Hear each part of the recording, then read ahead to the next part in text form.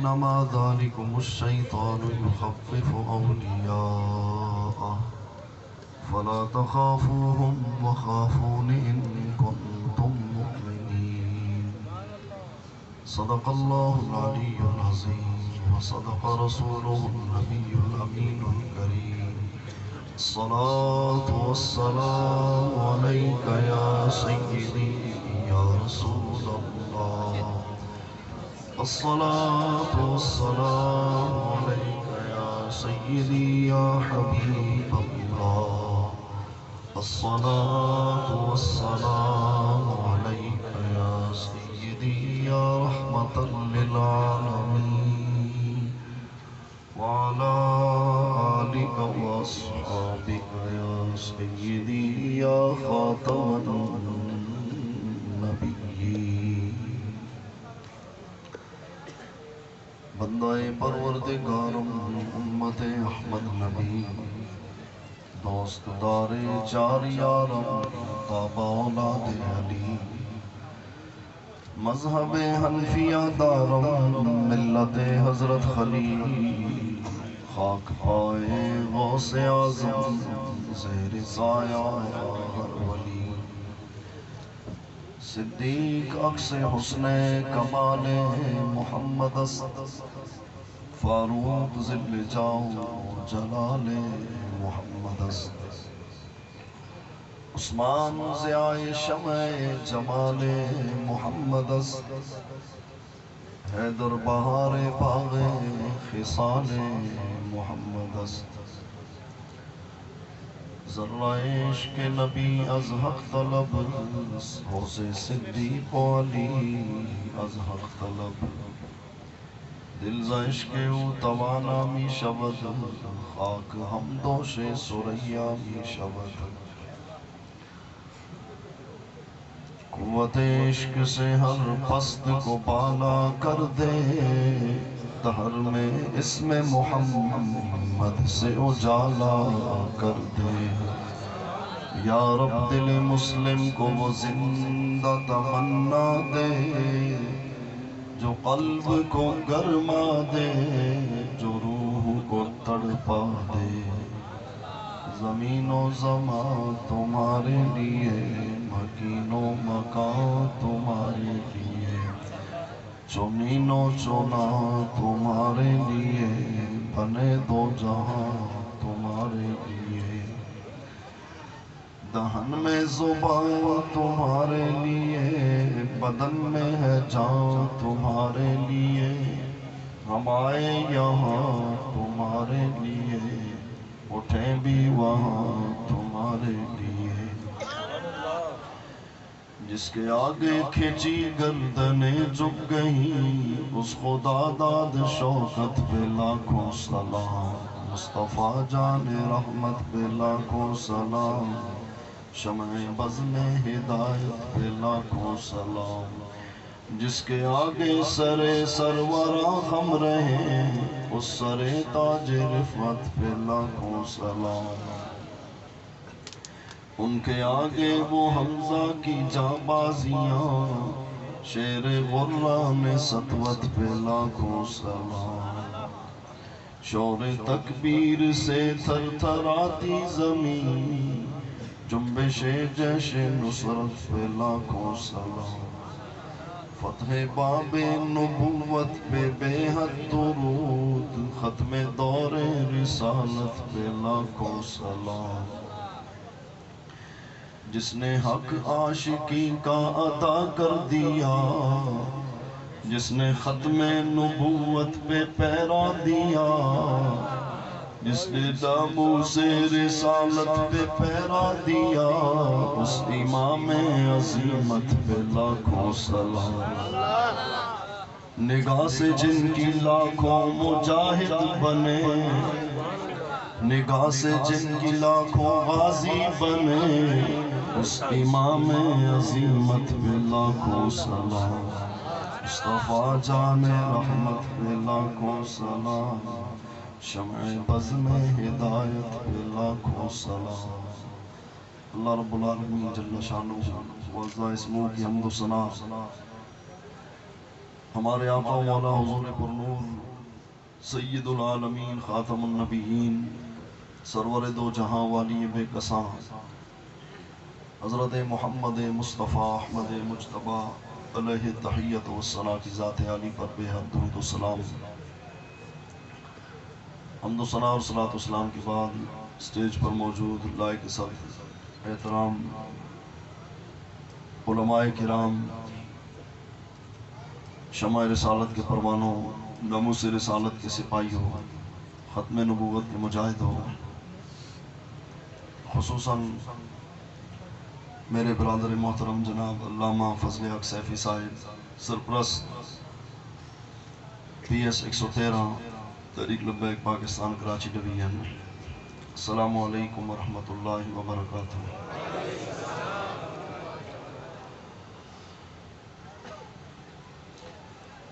عزیزان گرامی، آج ہم اور آپ اس عظیم ہستی کی یاد میں انہیں خراج تحسین پیش کرنے اور ان سے فیض پانے کے لیے یہاں جمع ہیں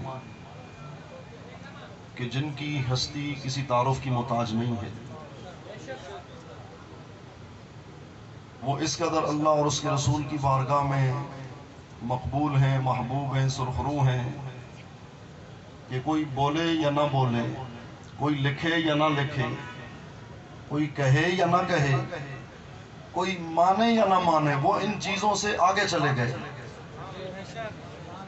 وہ اور لوگ ہوتے ہیں جن کو منوانے کے لیے بولنا پڑتا ہے، کہنا پڑتا ہے، لکھنا پڑتا ہے.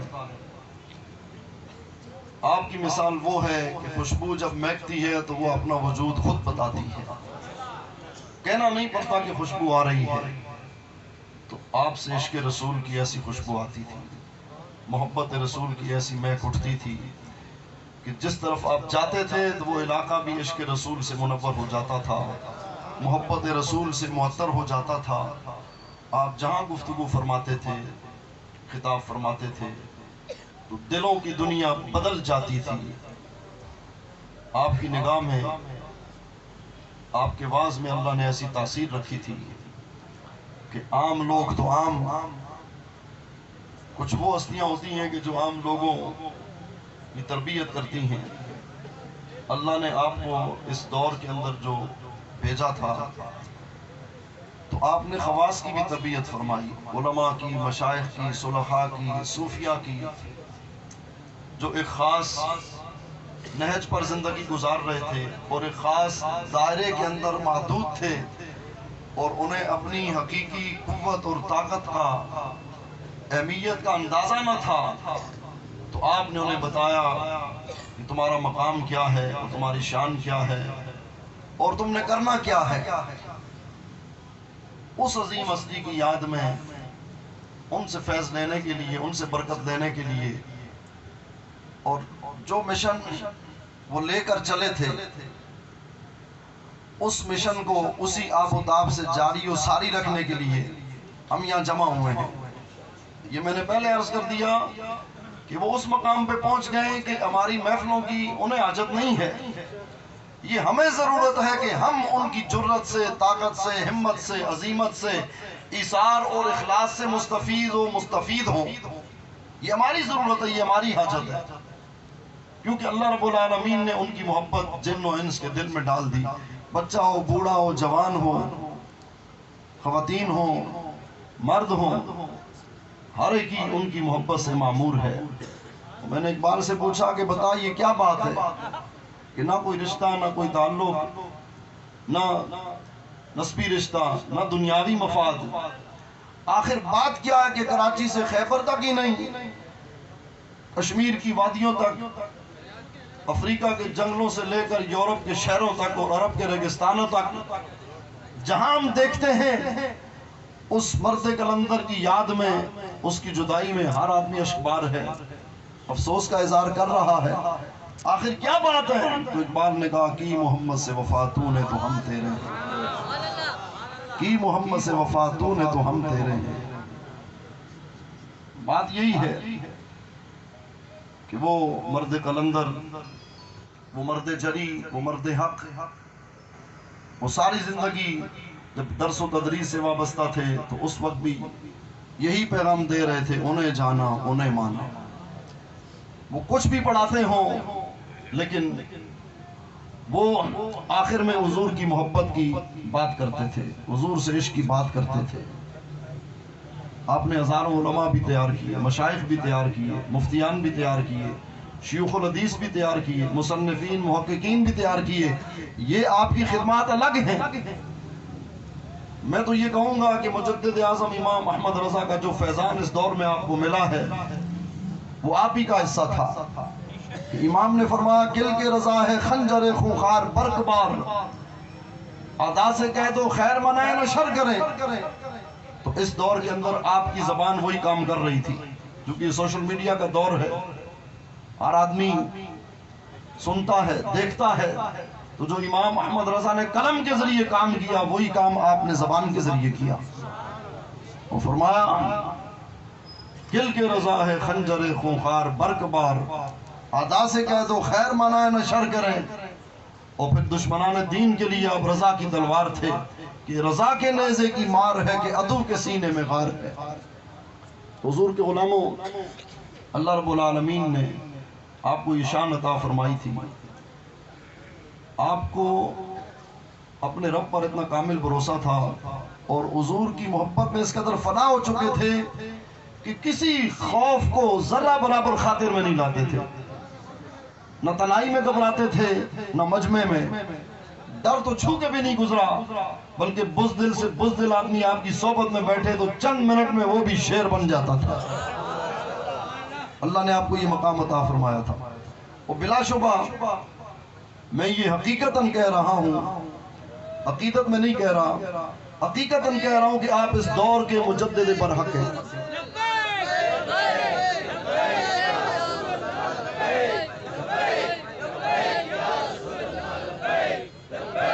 لبیک یا رسول اللہ، لبیک لبیک۔ توجہ حضور کے غلام، آپ اس دور کے مجدد برحق ہیں۔ مجدد کی جہاں دیگر شانیں ہیں، صفات ہیں، اس میں ایک جو خصوصی صفت ہے وہ یہ ہے کہ وہ اپنے دور کے علماء کا مرجع ہو۔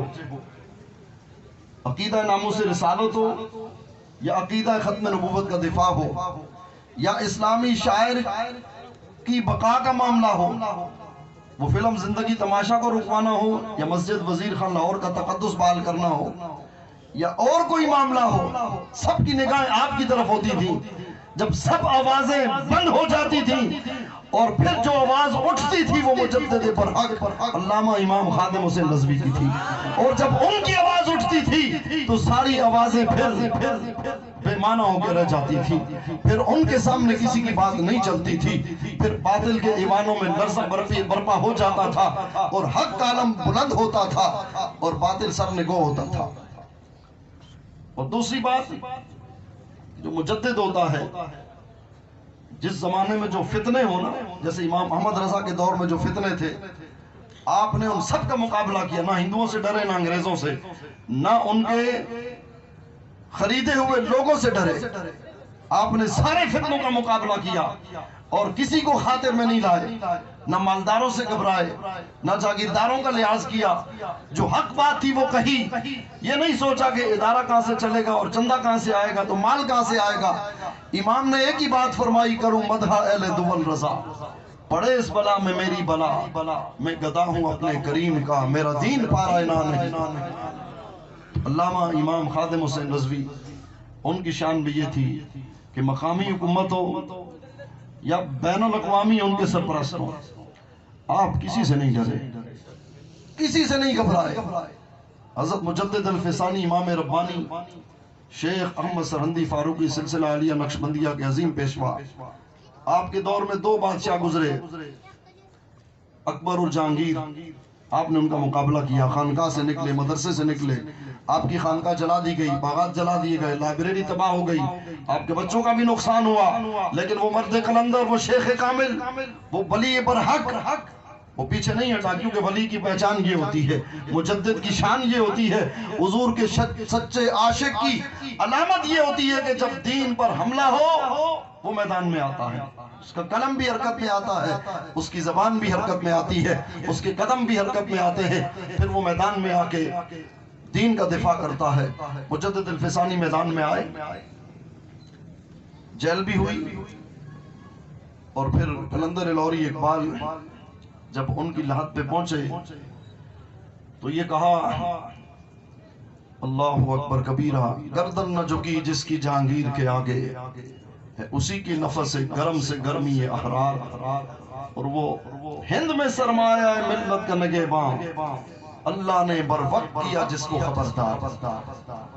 میں اقبال سے معذرت کے ساتھ کچھ ترمیم کر کے کہنا چاہتا ہوں کہ امام ربانی اور امام محمد رضا بریلوی کے جانشین علامہ امام خادم حسین نظوی کے دور میں بھی 4 حکمران آئے، آپ کسی کے سامنے نہیں جھکے۔ تو میں آپ کی خدمت میں یہ شعر پڑھنا چاہتا ہوں، گردن نہ جھکی جس کی پرویز کے آگے۔ اس دور میں بھی آپ جیل میں گئے، توجہ ہے آپ کی، ہم ایسے بات نہیں کر رہے، ہم کوئی پولیس والے سے، ڈی ایس پی سے، ایس ایس پی سے گھبرا جاتے ہیں۔ اس امام کی شان یہ تھی، گردن نہ جھکی جس کی پرویز کے آگے، وہ گردن نہ جھکی جس کی زرداری کے آگے، گردن نہ جھکی جس کی نوازے کے آگے، گردن نہ جھکی جس کی نیازی کے آگے، اسی کے نفس گرم سے گرمی احرار۔ اللہ، پھر آگے جو ڈاکٹر اقبال نے کہا تھا، وہ ہند میں سرمایہ ملت کے نگہباں۔ تو اب ظاہر ہے اس وقت تقسیم نہیں ہوا تھا ہند، اب تقسیم ہو گیا، تو پاکستان میں سرمایہ ملت کا نگہباں، اللہ نے بر وقت کیا جس کو خبردار۔ علماء اس دور میں بھی تھے، مشائخ بھی تھے، ان کی خدمات بھی سر آنکھوں پہ، یہ نہیں کہ اس دور میں نہیں تھے، انہوں نے بھی کام کیے، سب نے کام کیے، لیکن جس طرح آب و تاب سے آج حضرت مجدد الفسانی کا نام ہے، اور اس کے بعد شیخ محقق شاہ عبد الحق محدث دہلوی کا نام ہے، آپ نے علمی اور روحانی کام کیا، حدیث کا نور پھیلایا، اور کسی کا نام اس انداز میں نہیں۔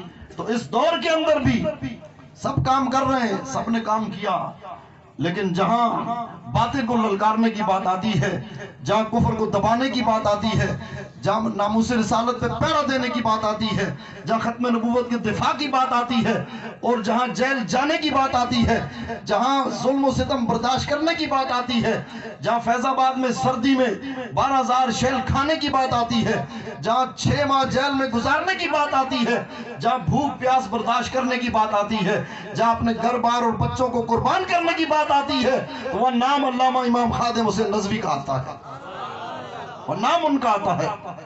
کیوں نہ ہو، تاجدار بریلی سے بھی آپ کو فیض تھا، اور حضرت مجدد پاک کی بارگاہ سے بھی آپ کو فیض تھا، اور علمی اور روحانی کام تو حضور تاج الشریعہ شیخ المسلمین علامہ شاہ مفتی اختر رضا خان صاحب رحمہ اللہ۔ تو یہ آپ کی شان تھی کہ آپ کسی سے نہیں گھبرائے، بلکہ آج بھی آپ دنیا سے چلے گئے لیکن مودی کی چیخیں نکل رہی ہیں، فرانس پریشان ہے، اسرائیل کو بڑی تکلیف ہے، اور ٹرمپ بھی گھبرایا ہوا تھا، اور کفر کے سارے سرغنے پریشان تھے۔ حضور کے غلاموں ذرا توجہ تو کریں، وہ مرد قلندر جو چٹائی پہ بیٹھنے والا، رقبے کے لحاظ سے کوئی شاید 1200 گز میں مشتمل وہ مسجد اور مدرسہ رحمت للعالمین، کوئی بڑا رقبہ نہیں، کوئی عالیشان خانقاہ نہیں، کوئی آگے پیچھے اسلحہ بردار گارڈ نہیں ہے، اور نہ وہ مرد قلندر یہ پسند کرتا تھا، وہ فرماتے تھے مجھے کوئی نہیں گولی مارے گا، تم پیچھے ہٹ جاؤ۔ وہاں صرف ایک خالی ہاتھ چوکیدار بیٹھا ہوتا تھا مسجد کے گیٹ پہ، کچھ نہیں تھا، وہ چٹائی پہ بیٹھنے والا، اس کے ہاتھ میں حکومت بھی نہیں تھی، اقتدار بھی نہیں تھا، لیکن اس نے اخلاص سے حضور سے پیار کرتے ہوئے، اللہ پر بھروسہ کرتے ہوئے جب کلمہ حق بلند کیا تو کفر کی چیخیں نکل گئیں۔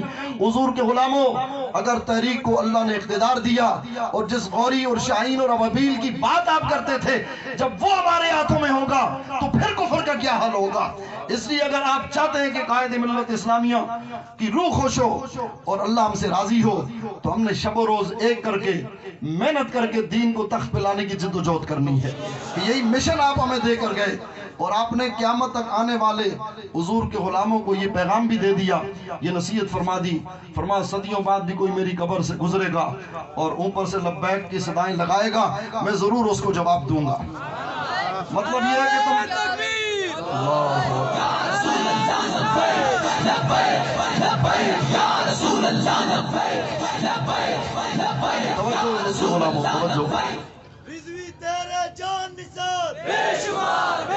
دوسری بات میں آپ کو یہ بتاؤں، قائد ملت اسلامیہ نے کبھی شخصی نعرہ نہیں لگایا، کبھی نعرہ نہیں لگایا۔ آپ فرماتے تھے نعرے مالکوں کے ہوتے ہیں، کتوں کے نعرے نہیں ہوتے، اور آپ تو حضور کی بارگاہ میں اپنے آپ کو بالکل مٹا کے فرماتے میں کتا پاک رسول اللہ، اور ہم کہتے ہیں جب آپ نے اتنی بڑی بات کی تو ہم آپ کے ڈر کے کتے ہیں۔ پھر وہ کتے سے مراد یہاں وفادار ہے، وہ جانور نہیں ہے۔ فرماتے میں کتا پاک رسول اللہ کا کبھی نعرہ نہیں لگنے دیا، حالانکہ ہر جماعت میں مذہبی ہو یا سیاسی، فلاں زندہ باد، فلاں جیے۔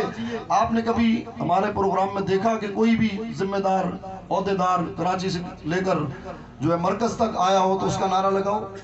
نہیں، قائد ملت اسلامیہ کا نعرہ بھی نہیں لگتا تھا۔ آپ فرماتے ہیں نعرے حضور کے ہوں گے، بات حضور کی ہوگی، اور آپ فرماتے ہیں کہ ہم نے قوم کو یہی درس دینا ہے کہ انہیں جانا انہیں مانا، تو انہوں نے اپنی بات نہیں کی تو پھر مصطفیٰ کریم نے کیسا کرم فرمایا ہوں۔ آج ہم سوچتے ہیں کہ آخر کیا بات ہے قائد محترم نے اپنی بات نہیں کی، اس لیے کہ جو اپنی بات کرتا ہے جب وہ جاتا ہے تو پھر اس کا نظام، اس کا سسٹم بھی چلا جاتا ہے۔ انہوں نے نعرہ دیا تو لبیک یا رسول اللہ کا دیا، تاجدار ختم نبوت کا دیا، یہ نعرہ قیامت تک رہنا ہے، تو یہ مشن بھی قیامت تک رہے گا۔ آپ بظاہر چلے گئے لیکن آپ کی سوچ، آپ کی فکر، آپ کا نظریہ وہ باقی ہے، وہ نعرے بھی باقی ہے، ان نعروں کو کوئی ختم نہیں کر سکتا۔ اور ایسے نعرے آپ نے دیے کہ اس کا کوئی مقابل نہیں ہے، اس کا کوئی توڑ نہیں ہے کوئی ایسی جماعت جو اس کا توڑ نکال سکے؟ کوئی نہیں توڑ نکال سکتا، اس کے بارے میں کوئی بات نہیں کر سکتا۔ کیسا نعرہ آپ نے دیا کہ جب بھی حضور صحابہ کو یاد فرماتے تو صحابہ کہتے لبیک یا رسول اللہ، لبیک یا رسول اللہ، ہمارا وقت، ہمارا مال، ہماری جان، ہماری اولاد سب حاضر ہے۔ اور پھر تاجدار ختم نبوت کا نعرہ دیا آپ نے، اور پھر پاکستان کا مطلب کیا؟ اب ضرب آپ نے ایسی لگانی ہے نا، قائد ملت اسلامیہ فرماتے تھے انج ضرب لاؤ کہ وہ گاندہ مدر پین اللہ مودی پریشان ہو جائے کہ جی کی ہو گیا؟ تو کچھ نہیں ہویا، حضور کے غلام آ گئے، محمود غزنوی کے گھوڑے آ گئے، یہ ہو گیا۔ آپ فرماتے تھے دہلی بھی ہمارا ہے، تاج محل بھی ہمارا ہے، بابری مسجد بھی ہماری ہے، ہم نے حساب لینا ہے ان سے۔ تو اللہ کی ضرب اس طرح لگاؤ کہ پتہ چلے دنیا کو، اور پاکستان کا مطلب کیا؟ لا الہ الا اللہ۔ پاکستان کا مطلب کیا؟ پاکستان کا مطلب کیا؟ دستور ریاست کیا ہوگا؟ یہ نعرے ہر طرف گونجے۔ اور پھر جو ایک نعرہ آپ نے اور دیا حدیث کی روشنی میں، جس سے پورا کفر کانپ گیا، ان کے سہولت کار بھی کانپ گئے، اور فرانس کا سور اور ہالینڈ کا خنزیر بھی کانپ گیا، پریشان ہو گیا۔ آپ نے فرمایا آج نہیں تو کل تیرا سر اترنا ہے۔ اگر تم یہ کہتے ہو کہ ہمارے آزادی اظہار رائے اور ہم گستاخی کریں گے، تو ہم یہ کہتے ہیں کہ گستاخ کا سر اتارنا یہ پھر ہمارا دین ہے، یہ ہمارے نبی نے ہمیں یہ قانون دے دیا ہے قیامت تک کے لیے کہ جو بھی حضور کی شان میں گستاخی کرے اس کا سر کاٹ کے رکھ دو۔ گستاخ نبی کی ایک ہی سزا، سر تن سے جدا، سر تن سے جدا، گستاخ نبی کی ایک ہی سزا، سر تن سے جدا۔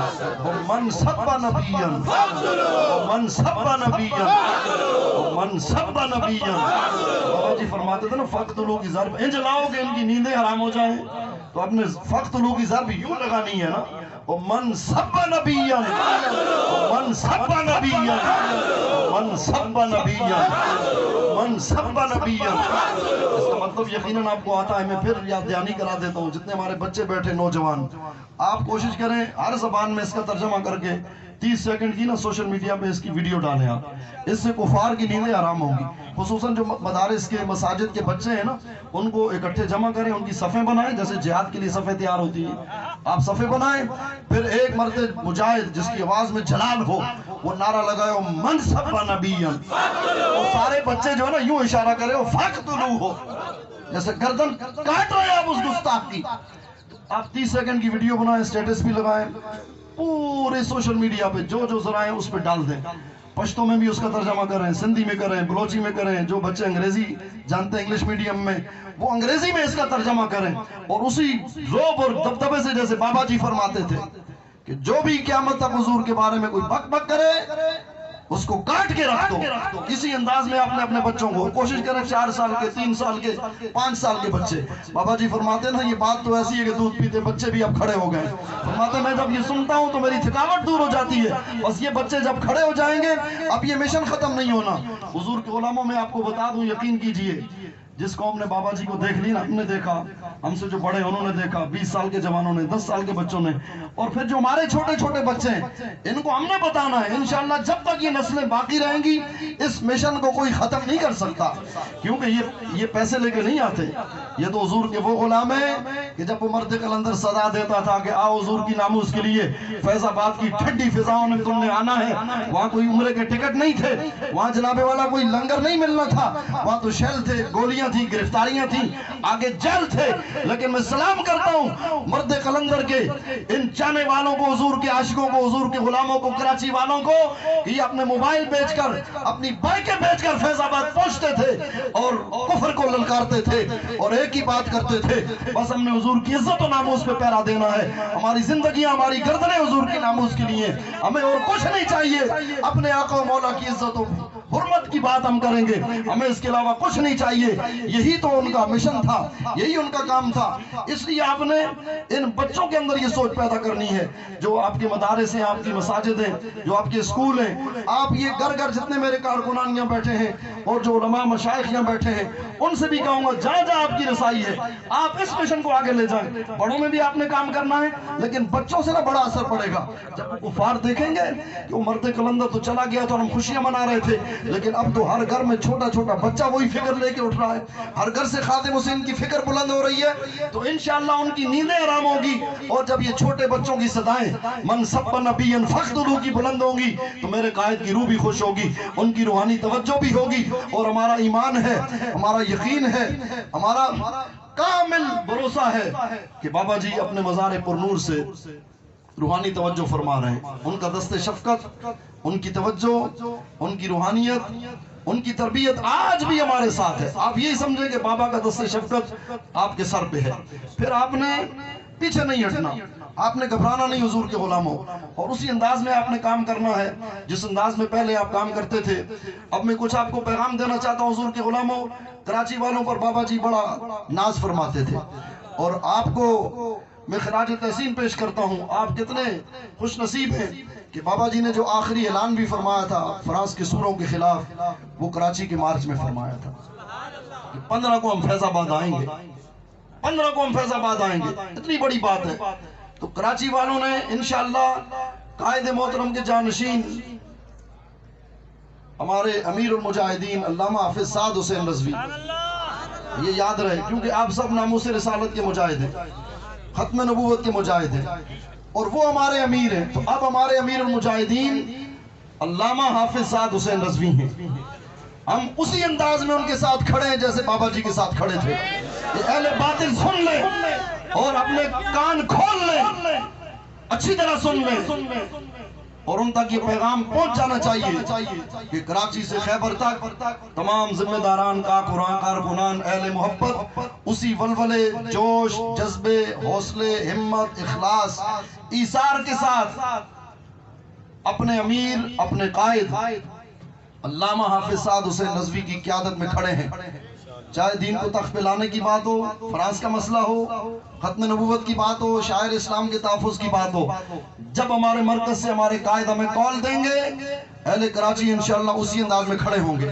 جس طرح پہلے ہم نکلتے تھے، ہمارے کراچی کے امیر علامہ رضی حسینی صاحب مرکز کی ہدایت کے مطابق ہمیں حکم دیتے تھے، ہم میدان میں آتے تھے، یقین جانیے قائد ملت اسلامیہ کی یادیں آپ لوگوں کے دلوں میں جاگزی ہیں، تو جو ان کے قریب تھے تو ان کی کیا کیفیت ہوگی۔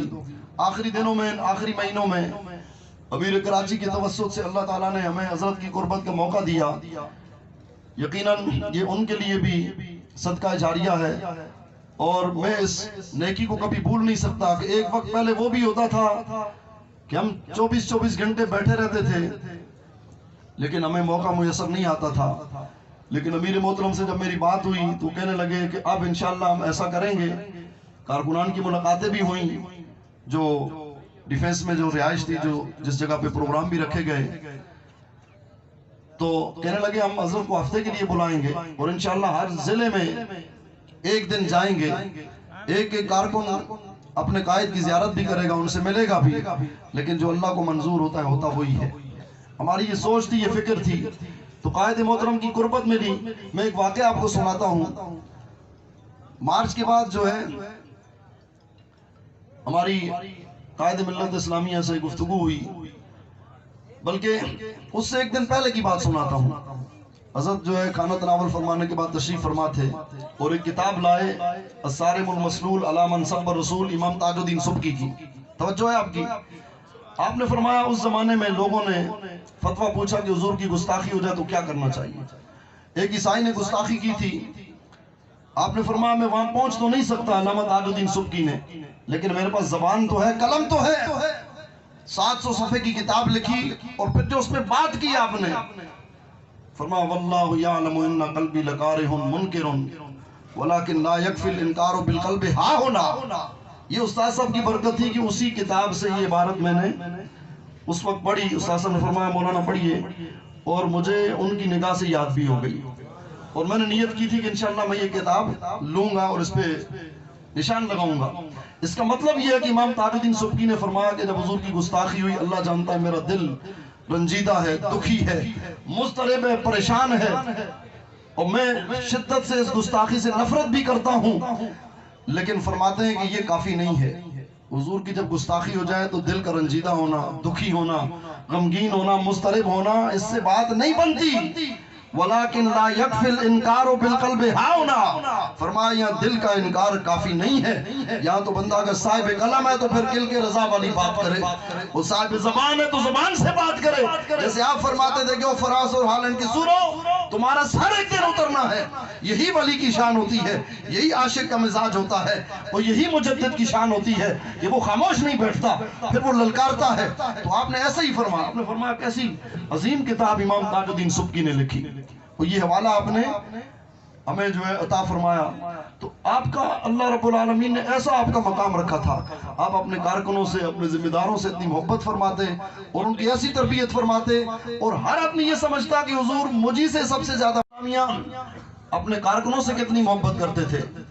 آپ فرماتے تھے کہ جو مینار اوپر چمکتا ہے نا, اس کی چمک دمک تو ان گمنام اینٹوں کی وجہ سے ہے جو نیچے اس کو سہارا دیے ہوئے ہیں. فرمایا یہ گمنام اینٹیں ہیں, ان کا ذکر تو کہیں نہیں ہوتا, لیکن اصل کام کرنے والے یہ ہیں.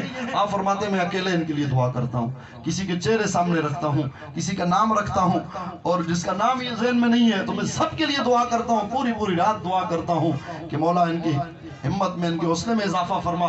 اتنی وہ دعائیں فرماتے تھے. آج وہ زیر مزار ہیں, لیکن ان کا مشن ہمارے سامنے ہے, اور جو وہ مقصد دے کر گئے تھے, اور یہ فرما کے گئے تھے کہ میں نے قبر میں نظام مصطفیٰ کے نفاذ کا انتظار کرنا, یہ بھی آپ نے فرمایا. اب حضور کے غلاموں یہ ہماری ذمہ داری ہے کہ ہم تنظیمی نظم و ضبط میں رہتے ہوئے, اپنی تحریک سے وفا کرتے ہوئے, اپنے موجودہ قائد کی اطاعت کرتے ہوئے, ہم انشاءاللہ اسی انداز میں, اسی حوصلے, جذبے, ولولے, ایثار اور اخلاص کے ساتھ انشاءاللہ ہم کام کریں گے. کیونکہ اس وقت سارے سیاسی بازیگر وہ آپ کے خلاف اکٹھے ہیں, ادھر ادھر ساری باتیں کر رہے ہیں. اللہ ان کو توفیق ہی نہیں دیتا کہ یہ فرانس کے خلاف بات کریں, کیونکہ اللہ اپنے حبیب کی ناموس کے لیے پاکیزہ لوگوں کو چنتا ہے, پاکیزہ لوگوں کو چنتا ہے. ملک کے دفاع کے لیے بھی شرط ہوتی ہے نا بھائی, اتنا فٹ قد ہو, یہ بیماری نہ ہو, تب فوج میں لوگ بھرتی کرتے ہیں. تو یہ جو ناموس رسالت کی فوج ہے, اس میں ہر ایرا غیرہ تو نہیں آ سکتا نا, اس میں ہر کوئی نہیں آ سکتا. یہ آپ جیسے حضور کے غیرت مند غلام آ سکتے ہیں. تو ان کو توفیق ہی نہیں ہے, یہ اپنے کاموں میں لگے ہیں, ان کو اپنے معاملات پڑے ہوئے ہیں. اور آج آپ دیکھ رہے ہیں کہ وہ جو ٹویٹر پہ جو گالی گلوچ اور بدتمیزی کی انتہا ہو رہی ہے, وہ زبان ہم استعمال نہیں کر سکتے. یہ ہمارے بارے میں باتیں کرتے تھے کہ ہم گستاخ رسول کے بارے میں سخت بات کریں تو کہتے تھے جی لبیک والے ایسی بات کرتے ہیں. مبارک ہو لبیک والوں، تم تو آج اپنے آقا و مولا کے ناموس کی بات کر رہے ہو اور وہ ایک دوسرے کو گالیاں دے رہے ہیں، وہ ایک دوسرے کے گھر تک پہنچ گئے. یہ اللہ رب العالمین نے آپ پہ کرم کیا ہے کہ اللہ نے آپ کو ایسی عالی سوچ دی ہے کہ آپ حضور کی ناموس کی بات کر رہے ہیں، آپ فرانس کے سفیر کو نکالنے کی بات کر رہے ہیں اور آپ آقا و مولا سے وفا کی بات کر رہے ہیں. اور ان لوگوں کو دیکھو، اب یہ ساری شیطانی قوتیں ملک کے اندر ہوں یا بیرون ملک، ان کی فنڈنگ بھی ہو رہی ہے. وہ منافقین کو بھی جو ہے سارا دے رہے ہیں اور کھلے بندوں بھی لوگ کھڑے ہو رہے ہیں. جب یہ شیطانی قوتیں میدان میں آ سکتی ہیں تو حضور کے غلاموں، ان کے پیچھے کیا ہے؟ دنیا کا مال ہے، حرام ہے، وہ باطل حکومتیں ہیں. لیکن ہمیں اور آپ کو سوچنا چاہیے کہ ہمارے پیچھے اللہ اور اس کے رسول کی مدد ہے، رسول اللہ کا دست شفقت ہے اور سارے اولیاء کی روحانی توجہ ہے. اس لیے ہم نے گھبرانا نہیں ہے، ہم نے پریشان نہیں ہونا. اسلام کبھی بھی مال و دولت کی کثرت کے باعث آگے نہیں آیا، افراد کی کثرت کے باعث آگے نہیں آیا. حضرت خالد ابن ولید جنگ یرموک کے موقع پہ ایک نصرانی کہنے لگا حضرت خالد سے کہ ما اکثر الروم و اقل المسلمین، کہنے لگا وہ دیکھو جی اور رومیوں کی تعداد 6 لاکھ، مسلمان تو ہزاروں میں، اور مسلمان اتنے تھوڑے. آپ پریشان نہیں ہو جیسے آج لوگ پریشان ہو جاتے ہیں کہ جی ہم فرانس کے سفیر کو نکالیں گے تو پھر قرضوں کا کیا ہوگا، تو معیشت کا کیا ہوگا. تمہیں اللہ رسول پہ بھروسہ نہیں ہے، تمہیں حضور سے وفا کرنے کی توفیق نہیں، تم کفار سے وفا کر رہے ہو. تو بات وہی ہے، جس کا کھانا اس کا گانا. ہم حضور کا کھاتے ہیں، حضور کی بات کرتے ہیں. آپ نے جو جواب دیا نا وہ سننے کے لائق ہے حضور کے غلاموں. فرمایا انما تکثر الجنود بالنصر وتقل بالخذلان لا بعدد الرجال. آپ نے فرمایا سنو، لشکروں کی کثرت وہ اللہ کی مدد سے ہوتی ہے، اور جب اللہ کی مدد نہ ہو، اللہ نگاہ رحمت پھیر لے تو پھر ذلت ہوتی ہے. تعداد کی کثرت سے کبھی جنگیں نہیں جیتی جاتی. یہ حضرت خالد نے اس کو جواب دیا اور میدان حق میں ڈٹ گیا. غزوہ احد کے موقع پر میرے آقا و مولا صلی اللہ علیہ وسلم نے فرمایا تلوار آپ کے ہاتھ میں تھی. وہ کیسا منظر ہوگا جب حضور پر نور تلوار ہاتھ میں لیے کھڑے ہوں گے. آپ نے فرمایا من یاخذ ھذا السیف بحقہ، کون ہے جو اس تلوار کا حق ادا کرے، کون ہے؟ حضرت ابو دجانہ کھڑے ہوئے، عرض کی حضور آپ کا غلام حاضر ہے، اور پوچھا اس کا حق کیا ہے؟ اللہ اللہ. حضور نے فرمایا اس کا حق یہ ہے کہ اس سے اتنا لڑا جائے کہ ٹیڑھی ہو جائے. آج لوگ کہتے ہیں امن کی بات کرو، یہ بھی تو حضور کا درس ہے. فرمایا اتنا لڑا جائے کہ ٹیڑھی ہو جائے. اور فرمایا دوسرا حق یہ ہے کہ کسی مسلمان کے خلاف نہ اٹھے. اور تیسرا حق یہ ہے کہ جس کے پاس یہ تلوار ہو وہ میدان سے فرار نہ ہو. حضرت ابو دجانہ نے وہ تلوار لے لی. پتہ اس تلوار پہ کیا لکھا تھا؟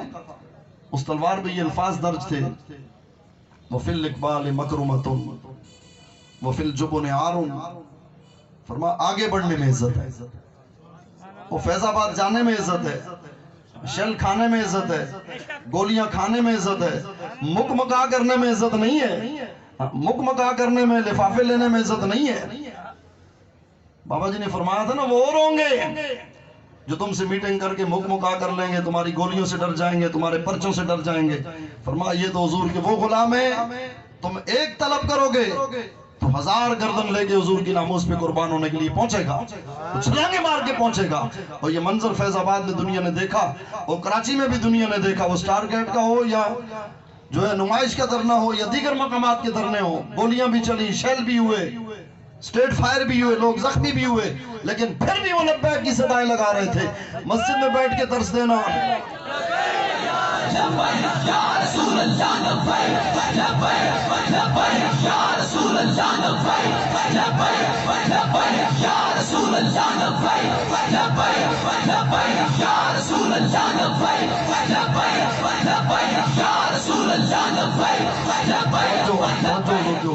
تلوار پہ لکھا تھا کہ آگے بڑھنے میں عزت ہے، بزدلی میں شرم ہے. اور آج جو بزدلی دکھائے تو لوگ کہتے ہیں نہیں جی بڑی حکمت ہے، یہ بڑی حکمت سے چلتے ہیں. میرے آقا مولا تو فرماتے ہیں بزدلی میں شرم ہے. اور فرمایا آدمی بزدلی کی وجہ سے تقدیر سے نہیں بچ سکتا. وَالْمَرُ بِالْجُبُنِ لَا يَنْجُ مِنَ الْقَدَرِ. بزدلی کی وجہ سے، ڈر کی وجہ سے، خوف کی وجہ سے، گھر بیٹھنے کی وجہ سے وہ تقدیر سے نہیں بچ سکتا. جو ہونا ہے وہ تو ہوگا. حضور کے غلاموں توجہ فرمائیں، وہ صحابہ کا منظر غزوہ خندق کا، تاکہ آپ کا حوصلہ بڑھے اور آپ اپنے مقدر پہ ناز کریں کہ اللہ رب العالمین نے ہمیں اپنے محبوب کے صدقے ان عظیم لوگوں کے مشن پہ چلا دیا. وہ سردی کا موسم ہے، صحابہ خندق کھود رہے ہیں، سامنے 25,000 کا لشکر ہے کفار کا. سارے عرب امت آئے مدینہ پہ حملہ کرنے کے لیے. میرے آقا مولا بھی صحابہ کے ساتھ شریک ہیں. ایک چٹان آ گئی، وہ ٹوٹنے کا نام نہیں لے رہی. میرے آقا مولا نے ایک ہی ضرب لگائی، اس کے ٹکڑے ٹکڑے ہو گئے. ہے میرے آقا کی شان و شوکت، سبحان اللہ. میرے آقا مولا نے صحابہ کے ساتھ مٹی بھی اٹھائی. آج تو بات یہ ہوتی ہے جی حضرت صاحب، پیر صاحب، مفتی صاحب، عالم صاحب، امام صاحب، ان کی پگڑی کو کچھ ہو گیا، جبے پہ داغ لگ گیا، پرچہ کٹ گیا تو پھر تو سب ختم ہو جانا ہے. حضور کے غلاموں دیکھو میرے آقا و مولا نے کس طرح صحابہ کے ساتھ جہاد کے میدان میں محنت کی. اللہ اکبر. حضور کو پتھر بھی تو برسائے گئے نا آپ پر، آپ کے چہرے سے خون بھی نکلا، تو حضور کے چہرے کے برابر تو کچھ ہو ہی نہیں سکتا نا. حضرت امام حسین سے بڑھ کر کسی کی عظمت ہو سکتی ہے، علی اکبر سے بڑھ کر کسی کے بیٹے کی شان ہو سکتی ہے، علی اصغر سے بڑھ کر کسی کی ہو سکتی ہے، ان کے گھر کی خواتین سے بڑھ کر کسی کی عزت ہو سکتی ہے. جب انہوں نے اتنی قربانیاں دی تو پھر یہ ہیلے بہانے یہ نہیں چلتے. 2 نمبری یہاں چلتی نہیں. اس لیے بابا فرما گئے حشر کو ہوگا یہ معلوم، جیتا کون اور ہارا کون. دنیا میں تو ہم بہت ہمارے لیے وعدے ہوتے ہیں، بہت کچھ سامنے ہوتا ہے، بہت کچھ پیچھے ہوتا ہے. لوگ سامنے کچھ کرتے ہیں، پیچھے میٹنگوں میں جا کے یہ بات کرتے ہیں جی سب جو کرنا ہے کر لو، ہم نے کچھ نہیں بولنا، تم نے جو ان پہ مظالم کرنے کرو، ہم نے نہیں بولنا، بس ہمارے معاملات چلتے رہے، ہمارے ساتھ چھیڑ چھاڑ نہ ہو. حضور کے غلاموں وہاں تو سب کھل جائے گا جب میرے آقا و مولا مدینہ طیبہ سے دیکھتے ہوں گے کہ لوگوں کے حلیے مذہبی، دستاریں ہیں، جبے ہیں اور چہرے مذہبی ہیں، لیکن پیچھے وہ باطل کے ساتھ ملے ہوتے ہیں، ان کے یارانے ہوتے ہیں، ان کے گٹھ جوڑ ہوتے ہیں، ان کے مفادات ہوتے ہیں. تو اس وقت میرے آقا کے قلب اطہر پہ کیا گزرتی ہوگی. اور پھر آپ جیسے مجاہدین جب گولیوں کی تڑتڑاہٹ میں بھی اور شیلنگ میں بھی اور سردی میں بھی لبیک کی صدائیں لگاتے ہوں گے تو میرے آقا کتنے خوش ہوتے ہوں گے. میرے امام نے فرمایا نا، جنہیں مرقد میں تا حشر امتی کہہ کر پکارو گے، ہمیں بھی یاد کر لو ان میں صدقہ اپنی رحمت کا. حضور کے غلاموں غزوہ خندق کی بات ہو رہی تھی. عمر بن عبد ود گھوڑا دوڑاتا ہوا ادھر آ گیا. مولا علی شیر خدا نے کی ضرب میں اس کو کاٹ کے رکھ دیا. اب کفار غصے میں آ گئے، سارے کافر 25,000 کا لشکر خندق کے آگے کھڑا ہو گیا کہ ہم نے مدینے پہ حملہ کرنا ہے. بتائیں ذرا یہ کتنا جو ہے ہولناک منظر ہوگا. صحابہ کی تعداد بھی کم ہے اور ایک ٹائم آدھی کھجور ملتی تھی، ایک ٹائم میں آدھی کھجور. ذرا حضور کے غلاموں توجہ تو کریں. آج ہمارے پاس تو 20 قسم کے کھانے ہیں، 20 قسم کے لباس ہیں، پھر بھی ہم بانے بناتے ہیں. ہمیں عزت دین کے صدقے ملی، لوگ ہمارے ہاتھ چومتے ہیں، ہمارے سر پہ دستاریں، ہمارے مدارس ہیں، مساجد خانقاہیں ہیں، یہ صدقہ حضور کا. اور جب حضور کے دین کی بات آئے، ہم مسجد بنائے حضور کے نام پہ، مدرسہ بنائے حضور کے نام پہ. یہ تو ہمارے علامہ فضل خیر آبادی، علامہ فضل سیفی صاحب قبلہ، میں ان کو خراج تحسین پیش کرتا ہوں کہ مسجد مدرسہ حضور کے نام پہ بنا رہے ہیں تو آج بات بھی کر رہے ہیں. مسجد مدرسہ حضور کے نام پہ ہو، خانقاہ حضور کے نام پہ ہو، شجرہ حضور کے نام پہ، اہل بیت کے نام پہ ہو، لیکن جب حضور کے دین کو نافذ کرنے کی بات آئے تو پھر تیر اور بلے کی گود میں بندہ جا کے بیٹھ جائے، پھر پتنگ کی طرف چلا جائے تو کوئی شیر کی طرف چلا جائے. تو بھائی تو پھر مدرسہ بھی اسی نام پہ بنا، پھر تو خانقاہ بھی اسی نام سے بنا، پھر تو شجرہ بھی اسی نام سے چلا نا. یہ کیا بات ہوئی کہ شجرہ حضور کے نام پہ ہو، اہل بیت کے نام کا ہو، مسجد مدرسہ حضور کے نام پہ ہو، عزتیں حضور کے نام پہ ہو، سب کچھ حضور کے نام پہ ہو. اور جب حضور کے دین کی بات ہو کہ اب جہاں نعرہ مسجد میں لبیک کا لگتا ہے تو اسمبلی میں بھی لگے گا، وہ سندھ میں بھی لگے گا، KPK میں بھی لگے گا، پنجاب میں بھی لگے گا، بلوچستان میں بھی لگے گا، وہ نیشنل اسمبلی میں بھی لگے گا، وہ سینٹ میں بھی لگے گا، وہ عدالت میں بھی لگے گا. یہی تو مشن تھا امام کا. تو یہ کون کرے گا؟ یہ سب سے پہلے علماء کا، مشائخ کا، مفتیان کا، پیروں کا کام ہے، اور اس کے بعد پھر حضور کے غلاموں سب کا کام ہے. یہ سب کا کام ہے. میرے آقا نے پوچھنا نہیں ہے قیامت کے دن کہ اتنا کچھ تمہیں ملا. میرے صحابہ کا جو ہے وہ اس وقت ہمارے سامنے نہیں تھا، آدھی کھجور ملتی تھی اور آج ہمیں تو 10 کھانے ملتے ہیں. اور درنے میں بھی کتنے کھانے ملتے ہیں، لباس ہمیں کتنے ملتے ہیں، عزتیں ہمیں کتنی ملتی ہیں. ہم یہ آئے تو آپ نے پھول برسائے، یا کسی نے ہمارے سر پہ ڈنڈا نہیں مارا، کسی نے ہم پہ پتھر نہیں برسایا. تو پھر ہماری زبان یہ کس کام کی؟ جب حضور کی ناموس کے خلاف بات ہو تو ہم زبان بند کر لیں، ہمارا قلم بھی خشک ہو جائے، ہمارے قدم بھی رک جائے۔ جو امام نے فرمایا تھا کہ دہن میں زبان تمہارے لیے، یہ صرف جو ہے فاوا کرانے کے لیے، دہن میں زبان تمہارے لیے بدن میں جان، یہ کب ہے؟ جب فراس نے گستاخی کی تو ہر عالم کا یہ کام تھا، ہر شیخ کا یہ کام تھا، وہ کھڑا ہو جاتا، لیکن اللہ جسے چنتا ہے نا وہی کھڑا ہوتا ہے۔ تو حضور کے غلاموں آدھی کھجور ایک ٹائم، کفار کا اتنا لشکر، صحابہ نے شکوہ نہیں کیا۔ یہ اس لیے بتا رہا ہوں کہ حضور کے غلاموں آپ نے ہمت نہیں ہارنی۔ اسلام کسی کا قرض باقی نہیں رکھتا، ہمیشہ کوئی بھوکا نہیں رہتا، اسلام نوازتا بھی۔ ابو ہریرہ صحابہ صفہ میں تھے، ایسی کیفیت ہوتی بھوک کی وجہ سے گر جاتے، پھر گورنر بھی بنے، پھر یہ شان بھی ہوئی۔ اب جب کفار کا وہ 25,000 کا لشکر سامنے آ کے کھڑا ہو گیا، سنو حضور کے غلاموں، میرے آقا مولا کی شان، وہ نبی الملاحم، وہ جنگوں والے نبی، وہ جہاد والے نبی، وہ تلوار لے کے کھڑے ہو گئے۔ فرمایا کون ہے جو سامنے آتا ہے؟ پھر کسی کی مجال نہیں تھی۔ حضرت حسان ابن ثابت پکار اٹھے اپنے قصیدے میں، لہو ہمم لا منتہا لکبائرہا وہمت الصغری اجل من الدہر۔ حسان ابن ثابت کہتے ہیں حضور کو اللہ نے ایسی ہمتیں، بہادریاں اور جرأتیں دی ہیں، جو بڑی شانیں ہیں، جو بڑی بہادریاں ہیں، ان کا کوئی کنارہ نہیں، ان کی کوئی انتہا نہیں۔ حضور تو ہلکا سا بھی جلال فرمائیں، ہلکا سا بھی غضب فرمائیں، وہ آپ کی جو معمولی ہمت ہے، حالانکہ کوئی معمولی نہیں ہے، لیکن صغرا کے لفظ استعمال ہوئے۔ فرمایا جب حضور ذرا سا جلوہ دکھائیں تو وہ پورے زمانے سے بڑھ کر ہے۔ جب حضور کھڑے ہوتے تھے تو ایسا لگتا تھا کہ لاکھوں کا لشکر جلال ہے۔ میرے آقا مولا تلوار لے کے کھڑے، یہ حضور کی تلوار کی بات کون کرے گا؟ میرے آقا مولا نے تسبیحیں نہیں بانٹی، تلواریں حضور نے دی ہیں۔ تسبیح بانٹنا منع نہیں ہے، بالکل دیں آپ، لیکن ساتھ میں حضور کی تلوار کی بات بھی کریں۔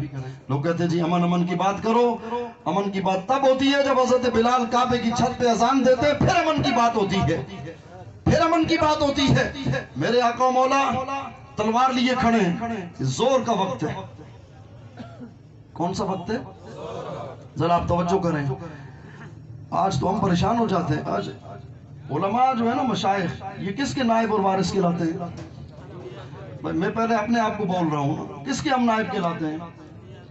انبیاء کے وارث کہلاتے ہیں نا، نائب کہلاتے ہیں، ان کے مصلی مسجد منبر کے وارث کہلاتے ہیں۔ مصلی حضور کا، منبر حضور کا، مسجد حضور کی، تو بات بھی حضور کی ہوگی۔ لبرل کا کیا کام اس میں؟ جی لبیک کا نعرہ نہیں لگے گا تو تیرے ابا جی کی مسجد ہے؟ وہ کسی سیاسی لیڈر کے نام پہ مصلی ہے؟ منبر کس کے نام پہ ہے؟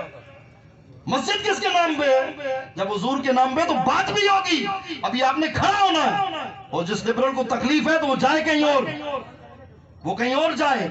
مسجد میں میرے آقا مولا کی ناموس کی بات ہوگی، ختم نبوت کا نعرہ لگے گا، لبیک کی صدا بھی بلند ہوگی انشاءاللہ۔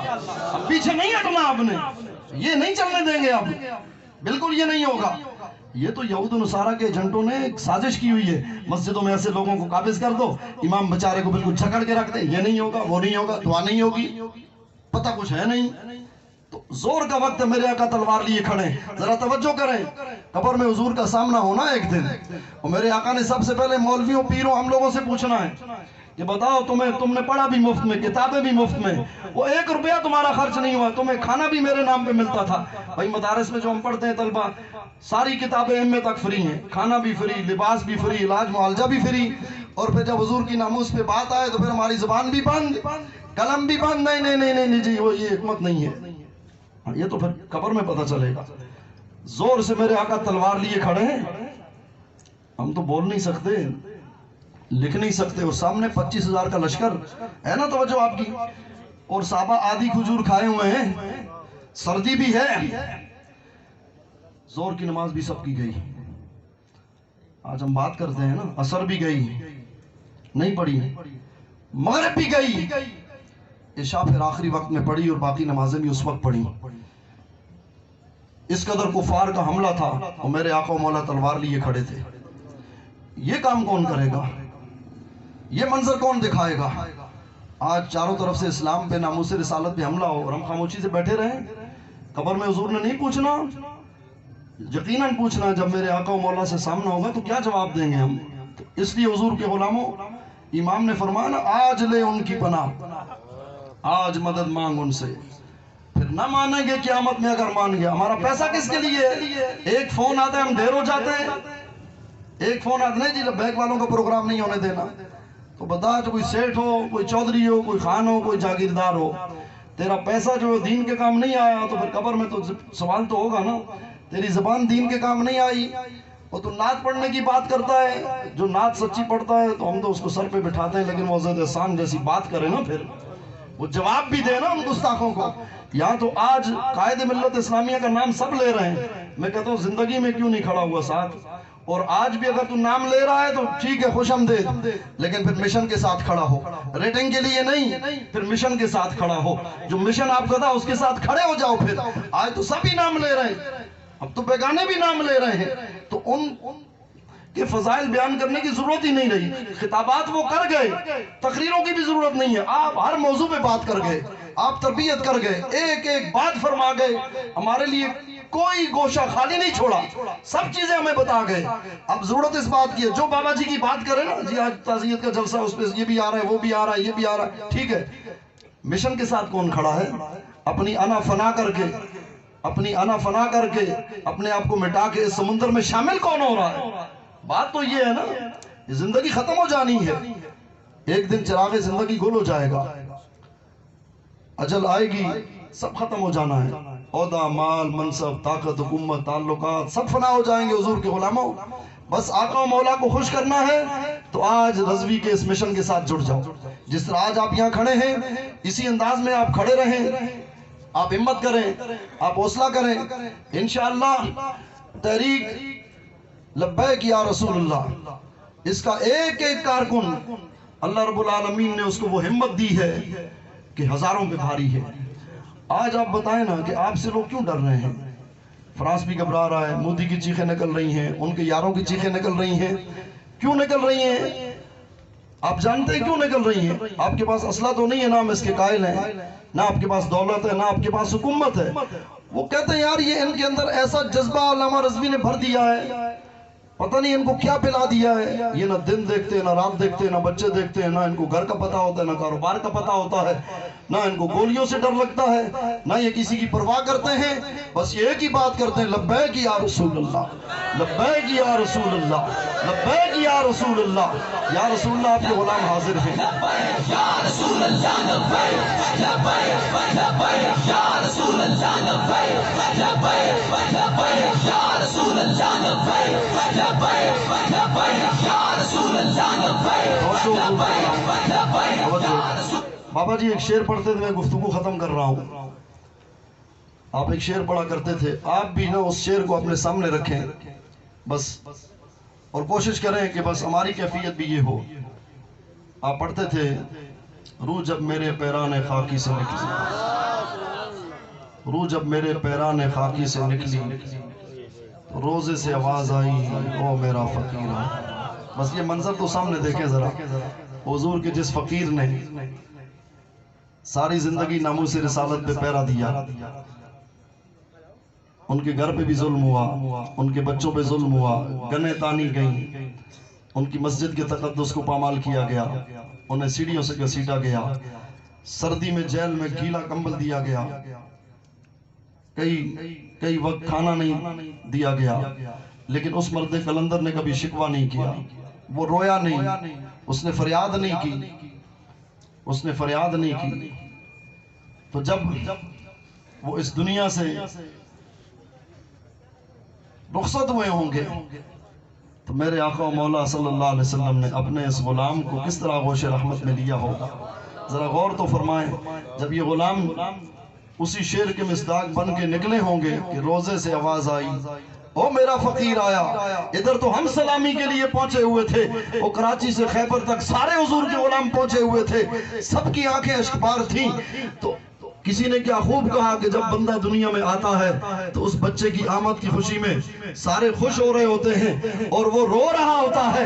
فرمایا اب بندے ایسا جینا جی, اب تو حضور سے ایسی وفا کر, اب ایسے ناموس رسالت پہ پہرا دے, ایسی قربانی دے کہ جب تو دنیا سے جا رہا ہو تو تیرے فراق میں, تیری محبت میں, تیرے ہجر میں سب کے کلیجے پھٹ رہے ہوں اور تیرے چہرے پہ مسکراہٹ ہو, کیونکہ تو یہ سن رہا ہوگا کہ روزے سے آواز آئی او میرا فقیر آیا. ہم تو رو رہے تھے، لیکن قائد ملت اسلامیہ تو فرما رہے تھے جلدی کرو مجھے اپنے محبوب کی بارگاہ میں جانا ہے۔ جب وہ آقا و مولا کی بارگاہ میں پہنچے ہوں گے اور پھر میرے آقا و مولا نے جو تسلی دی ہوگی وہ سارے اولیاء کی روحیں اور سارے صحابہ کی روحیں اور اہل بیت کی روحیں، غازیان کی روحیں، ان سب نے جو استقبال کیا ہوگا وہ جس شان سے وہاں پہنچے ہوں گے، اور پھر جب ان کی روح عالم بالا کی طرف گئی ہوگی تو ہر آسمان کے فرشتوں نے جس انداز میں مرحبا کی صدائیں بلند کی ہوں گی، وہ منظر تو ہم تصور نہیں کر سکتے۔ ہم نے تو یہ کروڑوں لوگوں کا منظر دیکھا، وہ منظر کیسا تھا۔ اس لیے حضور کے غلاموں، یہ مقام تبھی ملتا ہے کہ جب بندہ حضور سے وفا کرتا ہے، کیونکہ کلندر لاہوری نے کہا ذرہ عشق نبی از حق طلب، سوز صدیق ولی از حق طلب، کہ حسد کرنا چھوڑو، تم بھی اللہ سے حضور کے عشق کا ایک ذرہ ہی طلب کر لو اور سوز صدیق ولی طلب کر لو کہ حضور کی محبت ایسی چیز ہے، فرمایا دل زا عشق ہو توانا می شود، ایمانی قوت حضور کی محبت سے ہی پیدا ہوتی ہے، اور خاک جو ہے نا پھر وہ رشک کمر بن جاتی ہے۔ حضور سے پیار کرو، حضور سے وفا کرو، حضور سے محبت کرو، بس یہی قائد کی تعلیم تھی، یہی ان کی فکر تھی، یہی ان کا مشن تھا۔ انہوں نے یہ درس نہیں دیا کہ مجھے مانو مجھے جانو، انہوں نے یہ فرمایا کہ انہیں جانا انہیں مانا۔ آج بھی ہمارا مشن یہ ہے، ہمارے یہاں کسی شخصیت کی بات نہیں ہوتی، کسی فرد کی بات نہیں ہوتی، عہدے مناصب یہ تنظیمی نظم چلانے کے لیے ہیں، بات حضور کی ہوگی، پہلے بھی حضور کی ہوتی تھی، اب بھی حضور کی ہو رہی ہے، تاکہ ہمیں قیامت بات انہی کی ہونی ہے، وہی مشن ہوگا۔ اس لیے حضور کے علماء ہماری تحریک کھڑی ہے، ورنہ شخصیات جاتی ہیں تو تحریکیں دب جاتی ہیں۔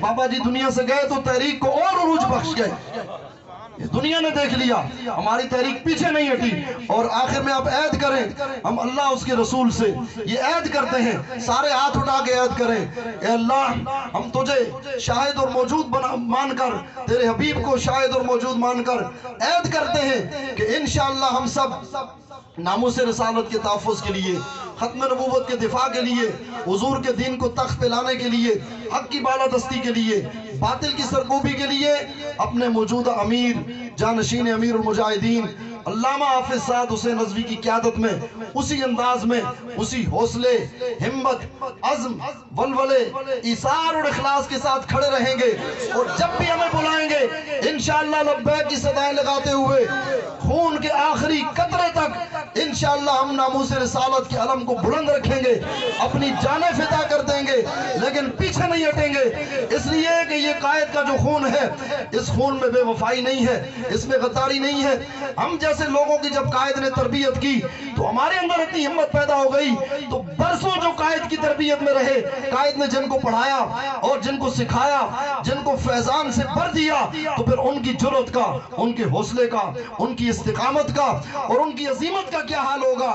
اس لیے حضور کے غلاموں آپ نے پیچھے نہیں ہٹنا، اور جتنا یہاں حضور کے غلام ہیں آپ نے یہاں سے جانے کے بعد یہی پیغام اپنے گھروں میں دینا ہے، اپنے محلے میں دینا ہے، اپنے اداروں میں دینا ہے۔ بس میں آخر میں دعا گو ہوں، اللہ رب العالمین ہماری اس حاضری کو قبول فرمائے، اور ہمارے علامہ فضل حق سیفی صاحب قبلہ اور یہاں کے جتنے بھی ہمارے تحریک کے ذمہ داران ہیں، سید عرفان شاہ صاحب اور جتنے بھی یہاں کے کارکنان ہیں، اللہ رب العالمین سب کو آقا و مولا صلی اللہ علیہ وسلم کی خصوصی نگاہ رحمت نصیب فرمائے۔ وآخر دعوانا